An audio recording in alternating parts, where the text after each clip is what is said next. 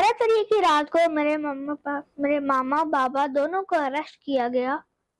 ये मालूमात जानते हुए फिर भी पुलिस ने हमारे घर में 20 से 30 लोगों के साथ रेड मारा।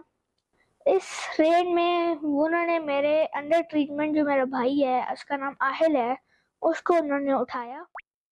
जब हम ऊपर से उनकी रिकॉर्डिंग कर रहे थे तो हमने देखा कि उनके पास गन्स थी, उनके पास स्टिक्स थे, आधे लोग सिविल में थे, आधे यूनिफॉर्म में थे। जिस तरह वो अंदर आए ना, वो अंदर जितने लोग थे ना, हमें पता चल रहा था एक बंदे ने सिविल में था, वो उसने मेरे भाई और पूरे घर से मेरे और मेरे भाई की वीडियो बनाए।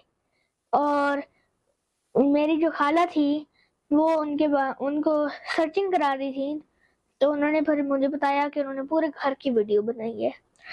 रेड तो पड़ता रहता है, वो यहाँ पे इतने ज्यादा रेड पड़े हुए हैं, हमें तो आदत है। फिक्र हमें इस चीज की हो रही है कि मेरे जो मम्मी पापा हैं उनके बारे में कुछ भी नहीं पता। हमें बस इतना पता है कि उनको डाला जेल में, के उनको सेल में रखा हुआ है। उसके अलावा उन्होंने हमें कुछ भी उनके बारे में इंफॉर्मेशन नहीं दी। हमें उन दोनों से हमें मुलाकात नहीं कराई जा रही।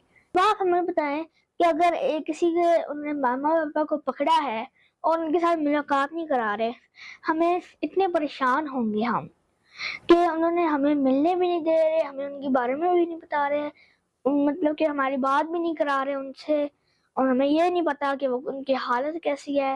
अब आप खुद सोचें कि अगर मैं जहाँ पे भी जाता हूँ मेरे माइंड से वो हटते नहीं है।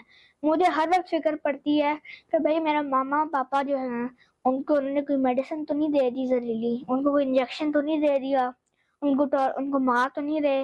मेरी ये गुजारिश है कि मेरे जो मामा पापा उन दोनों को आप हमारी मुलाकात तो उनसे करा दें एटलीस्ट, ताकि हमें एक सुकून हो कि भाई वो सेफ हैंड्स में है या उनके साथ क्या सलूक किया जा रहा है। मैं रात को सोता हूँ, मेरे